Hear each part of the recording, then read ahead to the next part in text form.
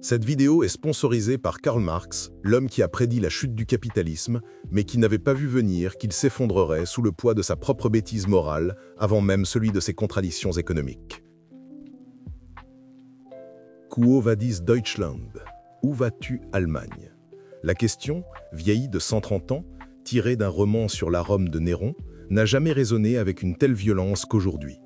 À l'époque, on parlait de chrétiens persécutés, de corps transformés en torches vivantes pour éclairer la décadence d'un empire. Aujourd'hui, Néron n'est plus. Mais l'odeur de chair brûlée, elle, reste une constante civilisationnelle.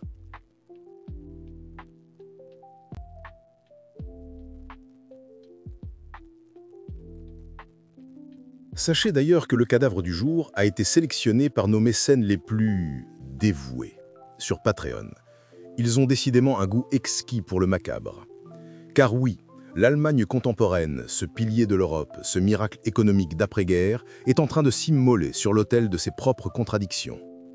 Ce qui suit n'est pas une analyse, c'est une nécrologie, une autopsie en 12 temps du crash d'un modèle que l'on croyait éternel. Premier temps, le coma économique. L'Allemagne est au bord du gouffre. Les sanctions contre la Russie, ce prétendu coup de maître géopolitique, se sont révélées être un boomerang lancé en pleine face. La rupture des liens énergétiques, couronnée par le sabotage spectaculaire du gazoduc Nord Stream, un petit cadeau de Washington selon les indiscrétions de Seymour Hersh, a rendu l'économie allemande totalement non compétitive.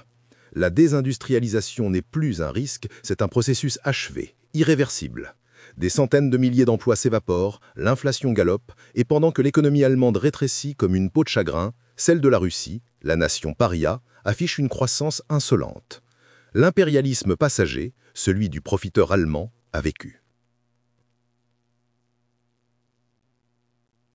Deuxième temps, la vassalité terminale. L'asservissement politique de Berlin à Washington atteint des sommets de grotesque. On a vu les dirigeants européens assis comme des écoliers pris en faute dans le bureau ovale, suppliant le maître américain de prolonger une guerre déjà perdue. Une farce de soumission, une capitulation cynique dans un océan de sang.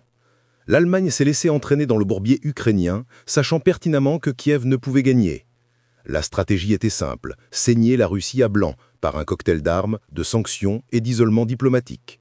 Elle a échoué. Spectaculairement. La Russie s'est tournée vers l'Asie et 153 nations sur 193 continuent de commercer avec elle. Pendant ce temps, l'Allemagne est restructurée sous tutelle pour devenir l'hospice de l'Europe.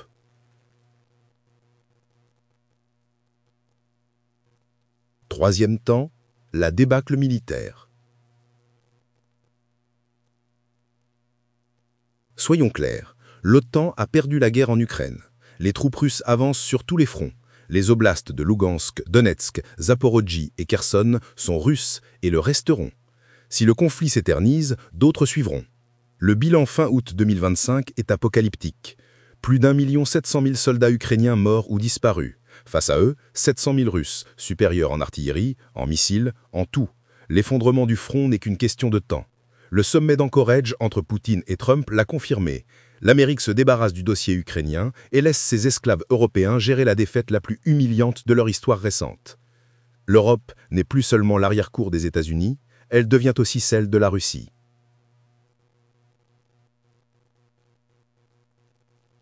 Quatrième temps, la régression civilisationnelle. La méthode de cette guerre, ce pacte faustien qui consiste à dire « nous fournissons les armes, vous fournissez les cadavres », est le symptôme d'une désinhibition morale totale. Les slogans qui déshumanisent les Russes, les traitent d'animaux, de non-européens, contredisent le commandement de paix de la loi fondamentale allemande. C'est une renaissance du racisme, un écho hideux du fascisme hitlérien et de son pendant ukrainien qui s'est rendu à nouveau majoritaire. C'est une rechute. Une barbarie. Mais comment en est-on arrivé là? Regardons en arrière, avec colère. Cinquième temps, les racines financières du mal. Le déclin allemand a commencé bien avant l'Ukraine. En 2002, une réforme du chancelier Schröder a exempté d'impôts les plus-values sur capital. Conséquence, les banques allemandes ont vendu leur participation industrielle pour se gaver de titres toxiques américains. Cela a ouvert la porte aux fonds d'investissement américains, les fameux vautours, qui se sont infiltrés dans toutes les grandes entreprises allemandes. Puis la crise de 2008 a frappé. Pour sauver les banques, l'État a nationalisé leurs dettes, inondant le système d'argent public. Ces dettes pourries, devenues des obligations d'État, ont fini dans les mains de BlackRock, Vanguard, JP Morgan. Ces entités spéculent aujourd'hui contre les États qui oseraient dévier de la ligne de guerre. Le refinancement de l'Allemagne est désormais otage de ceux qui s'enrichissent sur ses ruines. Sixième temps, le primat du capital. Le taux de profit baisse dans tout l'Occident. Pour le contrer, il faut baisser les salaires, trouver de nouveaux marchés, des matières premières moins chères. L'Ukraine offre tout cela. Le chancelier Friedrich Merz agit donc en parfait directeur de filiale de BlackRock sur le sol allemand, quand il attise la guerre. Car les investisseurs ne gagnent pas seulement sur la guerre, mais aussi sur la reconstruction. La guerre détruit le capital, ce qui permet de recommencer l'accumulation primitive. Comme le disait Rosa Luxembourg, les prolétaires tombent, les cours de la bourse montent. Le problème, c'est que ce pari boursier est devenu une roulette russe. Et la balle est dans le barillet. Septième et huitième temps. La grande tromperie.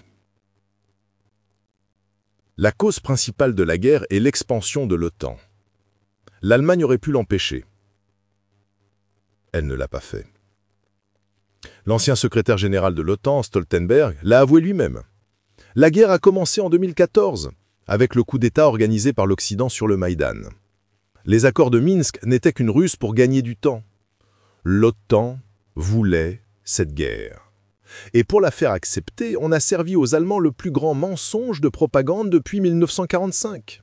Une guerre cognitive, orchestrée par un complexe que nous appellerons la grotte, la gestion de la raison et de l'opinion, par la terreur transatlantique et l'excommunication. Un écosystème de médias, de gongos, de think tanks et d'universitaires précaires prêts à tout point renouvellement de contrats. Le résultat, c'est une bulle mentale où la russophobie est un réflexe conditionné et où la perte de contact avec la réalité est totale. Alors, quo vadis? Neuvième temps, la facture finale. Si Trump force l'Union européenne à intégrer l'Ukraine, la facture de la guerre et de la reconstruction, estimée à 800 milliards de dollars, sera partagée. L'Europe sera pillée. Pire, Poutine et Trump ont discuté de la possibilité de saisir les 300 milliards d'avoirs russes gelés en Europe pour les investir aux États-Unis. Un deal en or pour eux, un suicide pour l'Europe. Dixième temps, la fuite en avant. Les élites politiques européennes n'ont plus le choix. Elles doivent prolonger la guerre. Une défaite signifierait un procès, pas seulement politique, pénal. De Maïdan aux millions de morts en Ukraine, leur responsabilité est écrasante. La peur de leur propre chute alimente leur soif de sang dans l'espoir désespéré que les troupes européennes, d'ici 5 à 10 ans, pourront arracher à la Russie des ressources de l'Ukraine. C'est une politique que l'on pourrait nommer le programme Perfusion, programme européen de renforcement des frontières par l'usage stratégique et l'intensification des opérations nulles. Maintenir en vie un cadavre en somme. 11e temps, la guerre intérieure. L'armement de l'Allemagne n'a pas pour but de vaincre la Russie.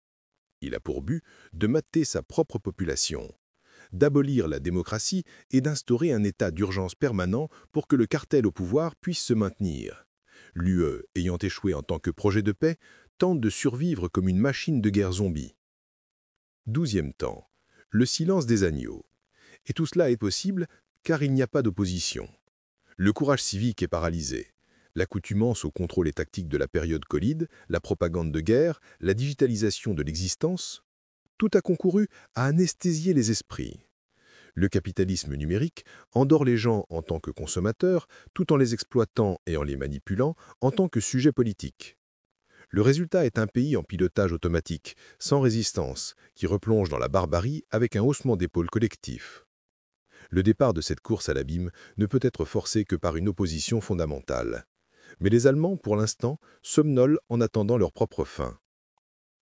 Et ne croyez pas une seconde que les peuples du Sud global pardonneront un jour le génocide à Gaza, celui du Donbass ou cette guerre provoquée en Ukraine. Rien ne sera oublié. L'Allemagne, une fois de plus, est souillée parmi les nations, souillée par le sang de ceux qui gisent dans les rues de nos guerres impérialistes. Ceux qui s'accrochent aux empires qui s'effondrent seront entraînés avec eux dans leur chute. Si cette dissection vous a plu et que vous souhaitez nous aider à payer le formol pour conserver les dernières lueurs d'intelligence avant qu'elles ne se décomposent, notre Patreon vous ouvre les portes de la crypte. Vous y trouverez les notes d'autopsie, le script complet et les sources, et vous pourrez voter pour les prochaines victimes à passer sur la table. Et puis, cliquez sur le pouce levé, c'est le dernier réflexe de vie qu'il nous reste avant le rigor mortis.